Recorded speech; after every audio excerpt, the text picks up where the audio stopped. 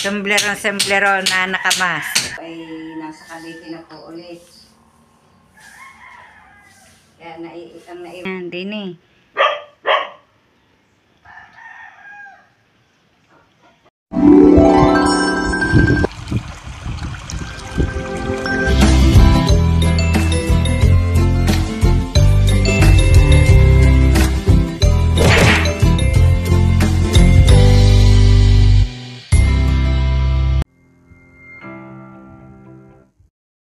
Magandang umaga po mga kabrasa, panibagong araw, panibagong vlog po na naman natin ngayon at tayo po ay ito nakapagwalis na po at nakapagligpit na. At yan po si Robilyn, hawak po ang kanyang anak, tulog.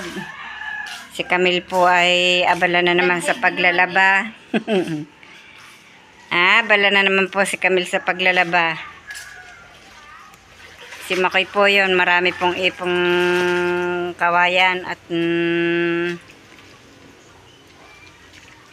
naghahakot pong pataas at gagawin po yung kanyang tindahan doon. Aayusin po niya at gagawin po niyang garahe. At wala pong mapaglagyan ng tricycle. Bigla po ang lakas ng ulan, oh. Ayan, nagpapatakan pa tubig. Tagupak na sa bubong eh. Lakas ng naiulang yun kakatakot. Ayan, nadilig na po ulit ang halaman. Nagdilig pa po ako kanina. Dinilig ko po mga halaman, tuyo na ang iba. Ngayon po na may umulan. Naubos na ng uod ang aking mga halaman. Yan, dito sumulong ang mga manok sa may halaman ko. Ang lakas po ng naiulan. Pero maliwanag po doon sa kabilang barangay. Kitang kita. Uulan na naman. Yan, lagunas na naman.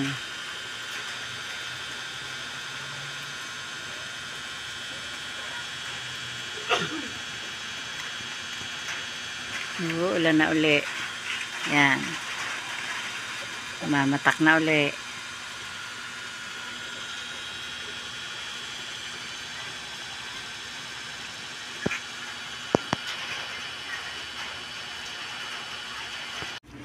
Si Tatay Roman po ay naririto na po ulit at yan po siya, may pinagkakaabalahan na naman po siyang ginagawa. Ano yan, Tatay Roman? Mga kaprasap. Ano yan? Pupuluhan ng itak. Yung putol na po'y mahaba pa rin. Bulok. May bungi pa. Kanino gaya? Yan ang kay Pariwaning na dinala kanina. Kaya pala maaga.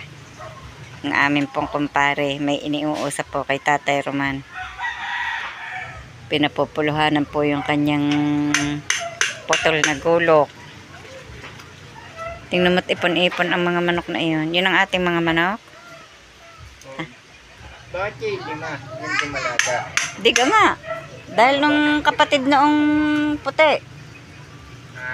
Dahil nung kapatid ng puti. Kapatid na puti. Di gay may kapatid na babae yung puting tandang. Oo. Oh, yun ang isa. Hindi maalpasan ngayon yung mga sisiw doon at kuwan. Basa ang lupa. Naalpasan ko yun. Naalpasan ko pag-araw. Si Camille po ay naglalaba na po ulit ng damit ni Tatay Roman. May dala na naman po si Tatay Roman na mga damit na malibag. Yun po ang pasalubong niya lagi pag uuwi. May pasalubong po lagi kay Camille pag uuwi. Yung pong labahin. At tuwa ng halaman na dilig na po ulit. Ayan, kahapon po ilanta yung mga halaman ay naulan po kahapon nag-umpisa po ng ulanan. Ayan, basa na po ulit ang mga lupa. Nadilig po ulit ang halaman. At eto na po ulit yung halaman ko pong magandang bulaklak hanggang ngayon pinamumulaklak pa. Ang dami.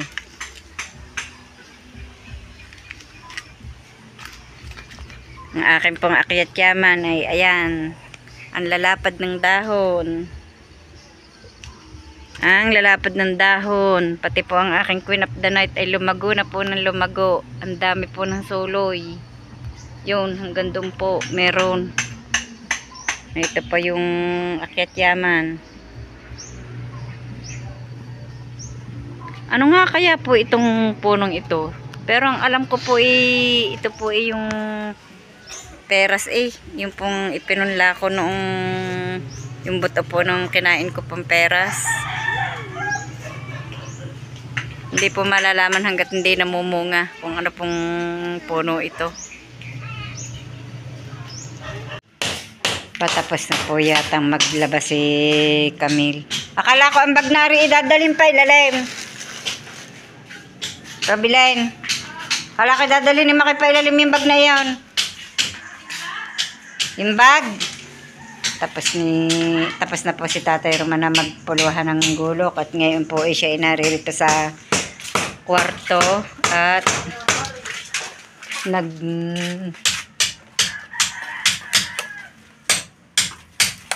sisinsil po ng aming dingding. Yun po siya, oh. Semblero na nakamas. Uy! Malikabok, mga kabasap. Sinisira na po ulit ang aming bahay.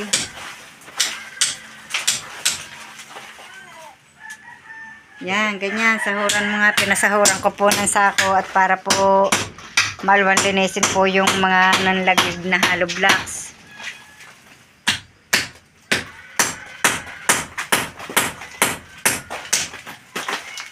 Ano kang ilalagay dyan? Switch? Okay. At saka, Sikla. gaya na lang yan kahaba o hanggang doon yan sa dulo? Hindi. Hanggang doon sa taas? E di gay, yan iaasintahan pa. Ayo, di. Yan ay pwedeng... Pwede natin, wala pa sinta yan. Yan ay din pagagapangan ng... Kuryente. Ha? Ang kuryente.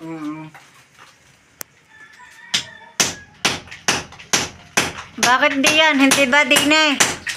Oy. Dine. Sa gitnang aray, ang ilaw. Dahil di kayo magtitigisa yan. Oo. Oh. Ay, di magsisingkil pa rin doon sa kabila. Kaya nga, di dine ang ano ng kuryente niya sa gitnang aray. Oo. Hirap pa nga. Dine po sa tapat ng kahoy na yun ang ilaw.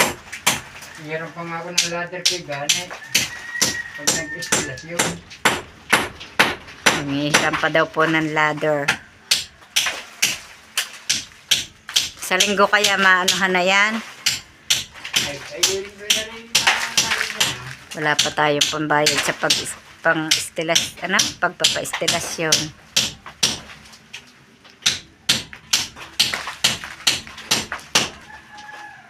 Para naman, yung ilalagay na switch na outlet doon, di yan namang gagaling. Saan? Dito sa ilalagay ditong isa. Di, papagayon, iikot. Ha? Ibabaybay dyan sa dingding. Papagayon. Bubutas din eh. Pagarne, hanggang din eh. Hindi nakukuha. Bubutasan pa yan.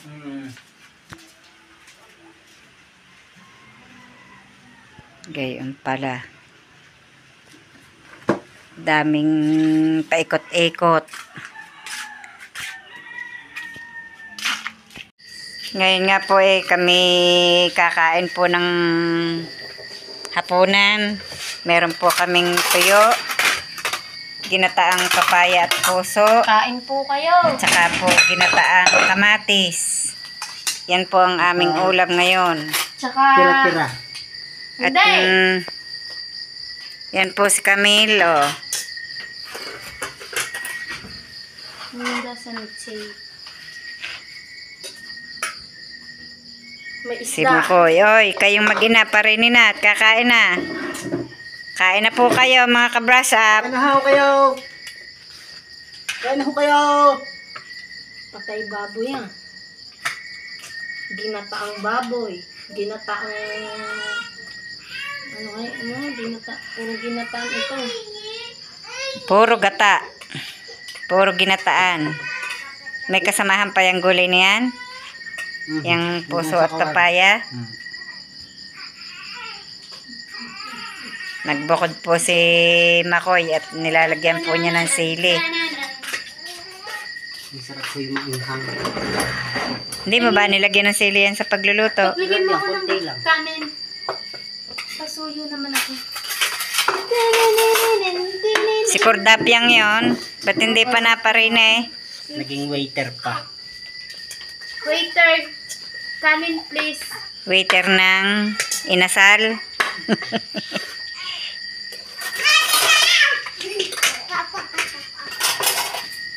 Kain May bahaw. po.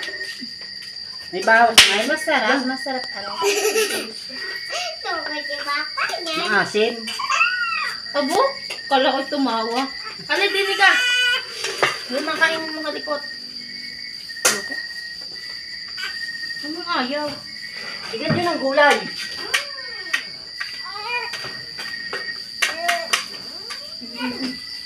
Dini mo na si Tutoy. Tayo po muna ay mag-i-aims po muna dito sa bahay habang tulog pa po yung aking alaga at ang mag-ina po ni Robin ay nagtaas muna saglit. Ako po ay nakapagpakain na po ng baboy pero hindi pa po ako nakakawali sa harapan. Ito po munang loob ng bahay ang aking uunahin.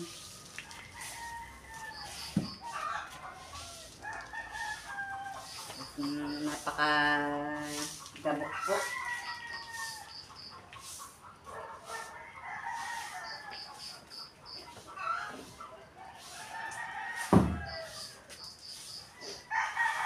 Kailangan po pag ganyan may alaga kailangan po habang tulog ang alaga sinasamantala.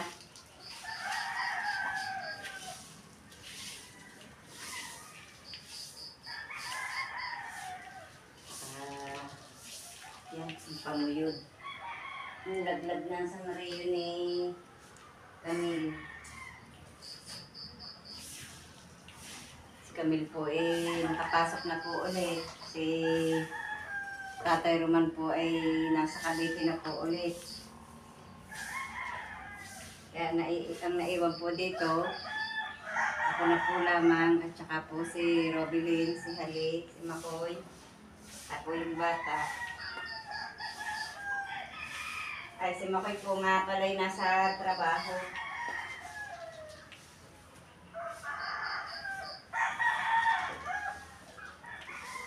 Ay, po yung magpipis-pis muna.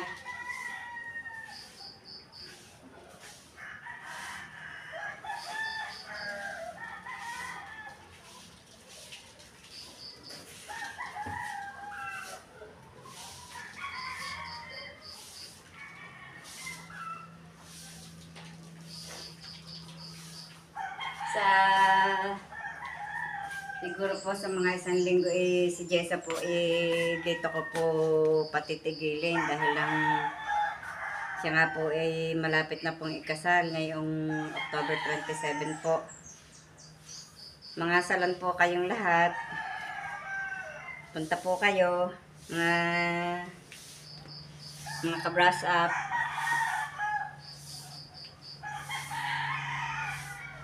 October 27 po ang kasal.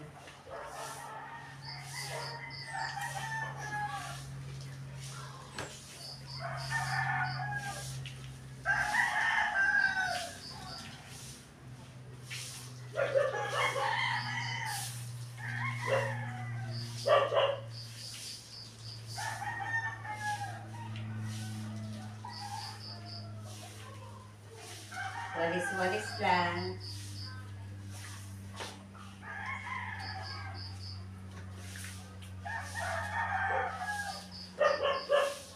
Walis-walis lang.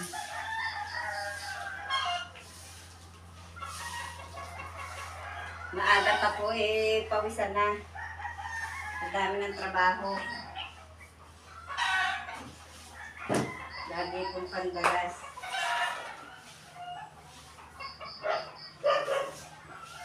Ako nga po magpipispis pa po ng bubong. Ito nga po at ako'y nanghiram po ng pamispis. Dahil ang dami na po ng agyo ng bubong oh. Nanghiram po ako ng pamispis sa akin pamangkin. May tangkay pong mahaba. Magpipispis po na rin aming mga bubong na ari. Magbabaysanan nga po kailangan makapag-imis ng kaunti.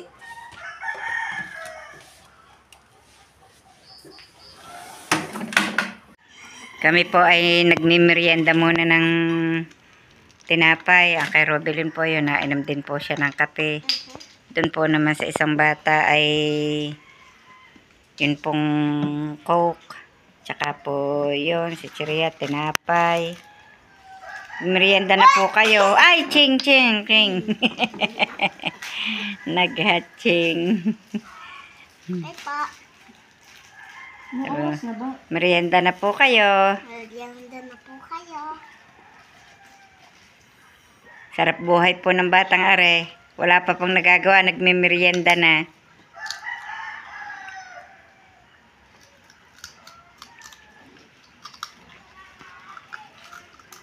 Mag-alok.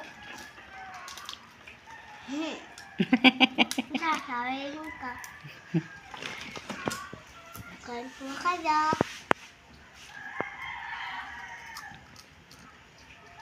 Naulan na naman po din eh. Naulan na naman. Uulan, iinit. May sikat naman ang araw. Oh. Ang bulkan Maliwanag naman doon.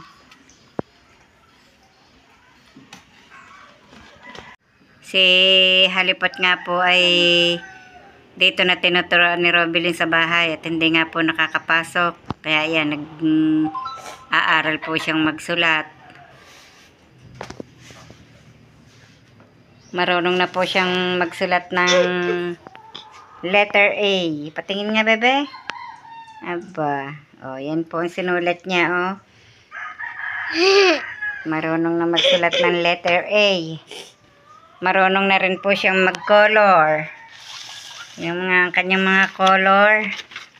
Yan, kanya pong kinulayan. Ang kinulayan niya. Nandimi. Nung simula, ay sadyang kasama. Siyempre, bago-bago pang nag-aaral eh. Pero Yan po, natututo kanya mga naman sila. kinulayan sa...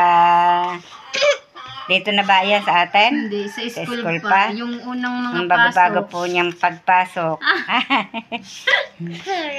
Matututo rin. Ayun na. Ayan, Siya na paganda na nagkulay po niyan ng eh. paganda. Oh. Siya na nagkulay Maganda niyan. na po yung kinulayan niya. Yeah. Ayan, kupo. Mag-aral pa magsulat. Ari, oh. Mag-aral pa magsulat. Tuto din naman eh. Oh. Matututo din. Daycare pala ang eh. Baka po sa Lunes makakapasok na.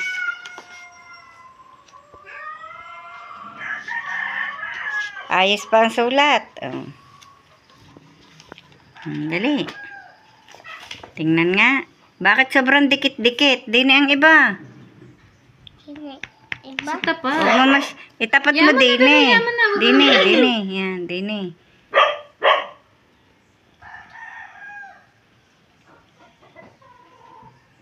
Huwag mong kabo kakain at baka maluslusan.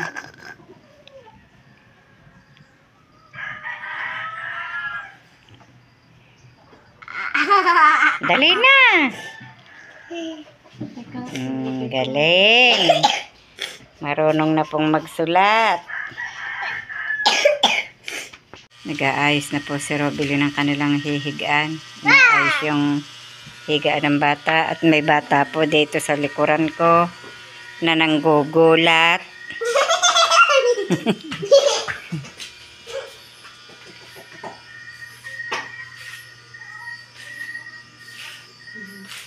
Kami nga po nakakain na po ng hapunan at ang kaldero hindi pa po naalis dito sa ibabaw ng lamesa. Magliligpit pa po si Camille. Tambak pa ang ligpitin. Hawak pa po lamang ang bata. Hanggang dito na lamang po munang muli ang aming vlog at maraming salamat po sa patuloy niyo pagsubaybay hanggang sa dulo ng aming vlog at saan man po kayo naroroon, mag-iingat po kayong palagi. Bye bye and God bless.